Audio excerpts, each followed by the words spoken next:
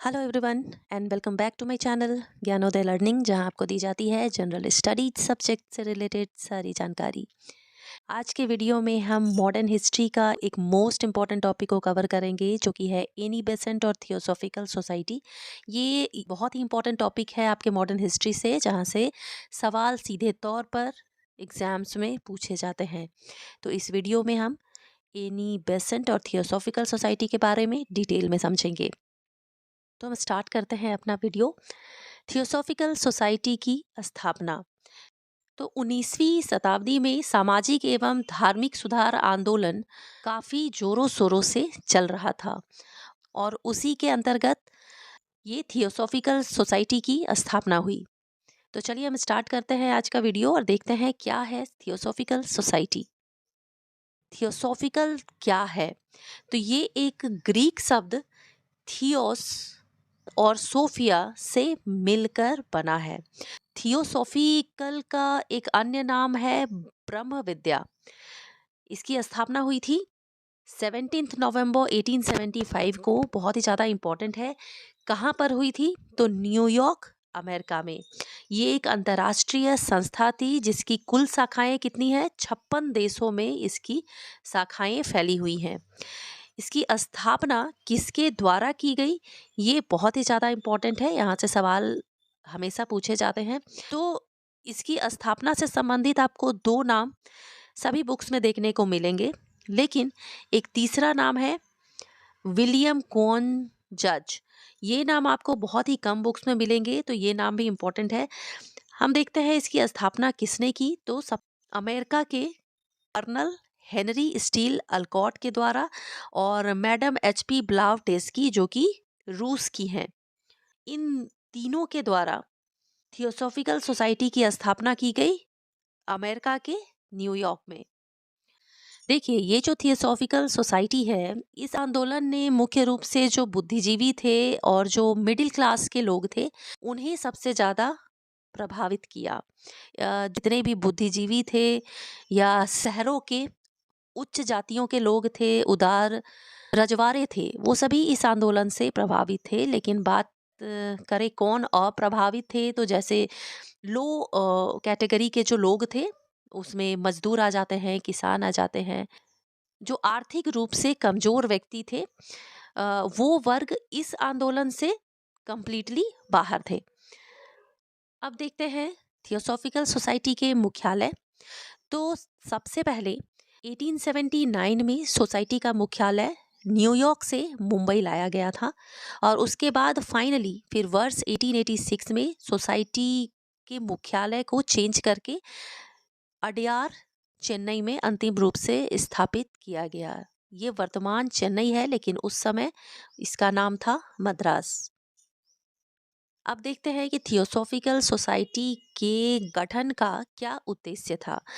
तो जाति, लिंग, नर नारी, रंग भेद के बिना मानवता के सार्वभौमिक भाईचारे के लिए काम करना ही इसका उद्देश्य था। क्या क्या इसने प्रमुख कार्य किया? तो थियोसॉफिकल सोसाइटी के अंतर्गत जितनी भी सामाजिक कुरीतियों से संबंधित कार्य थे, उस पर विशेष ध्यान दिया गया। जैसे बाल विवाह का विरोध, जातिवाद, भेदभाव का उन्मूलन, विधवाओं की स्थिति में सुधार, ये इन सभी प्रमुख कार्यों पर थियोसॉफिकल सोसाइटी ने विशेष कार्य किया।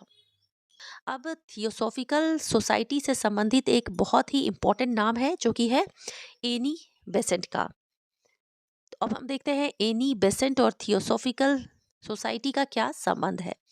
तो देखिए, थियोसॉफिकल सोसाइटी, इसकी स्थापना तो हुई थी न्यूयॉर्क, अमेरिका में, लेकिन भारत में थियोसॉफिकल सोसाइटी को लोकप्रिय बनाने का श्रेय किसे जाता है? एनी बेसेंट को। कौन थी ये एनी बेसेंट? तो ये एक आयरिश महिला थी, जो कि आयरलैंड देश की थी। तो ये आयरिश महिला होने के बावजूद भी भारत के हिंदू धर्म से बहुत ज़्यादा प्रभावित थी।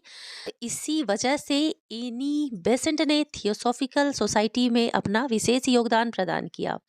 तो एनी बेसेंट सबसे पहले भारत आई थी वर्ष 1893 में। ये सवाल पूछा जाता है एग्जाम्स में। क्यों आई थी? तो थियोसॉफिकल सोसाइटी ऑफ इंडिया को ज्वाइन करने के लिए। इन्हें वेदों और उपनिषदों की शिक्षा में बहुत विशेष रुचि थी, क्योंकि वो हिंदू धर्म से बहुत ज़्यादा प्रभावित थी। बात करें कि एनी बेसेंट थियोसॉफिकल सोसाइटी की अध्यक्ष कब बनी, तो इसके संस्थापक में से जो एक थे कर्नल अल्कॉट, इनकी मृत्यु वर्ष 1907 में हो गई और इनकी मृत्यु के बाद ही एनी बेसेंट को सोसाइटी का अध्यक्ष बनाया गया। कब से कब तक एनी बेसेंट सोसाइटी की अध्यक्ष रही, तो 1907 से लेकर 1933 तक एनी बेसेंट थियोसॉफिकल सोसाइटी के अध्यक्ष के रूप में बनी हुई थी। इसके साथ ही एनी बेसेंट नाम आपके मॉडर्न हिस्ट्री में बहुत ही इम्पोर्टेंट नाम है। इनसे संबंधित कुछ अन्य बातों को भी हम देख लेते हैं। तो एनी बेसेंट ने सन 1898 में सेंट्रल हिंदू स्कूल की स्थापना में अपना महत्वपूर्ण योगदान दिया था।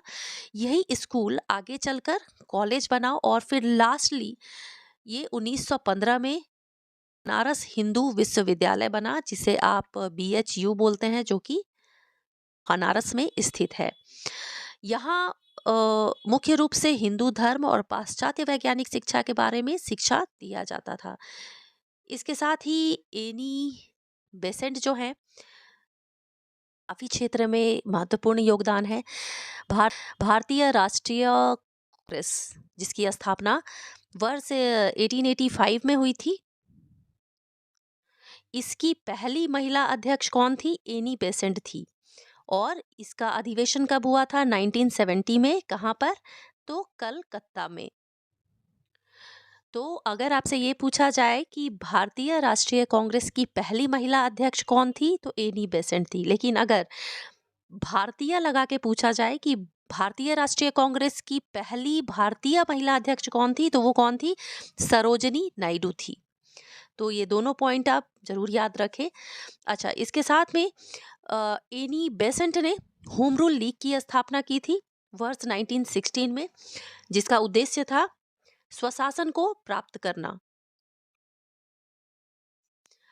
इसके साथ में इन्होंने 2 महत्वपूर्ण पत्रिकाओं का प्रकाशन भी किया था, जो कि था कॉमनवेल्थ और न्यू इंडिया, वर्ष 1914 में।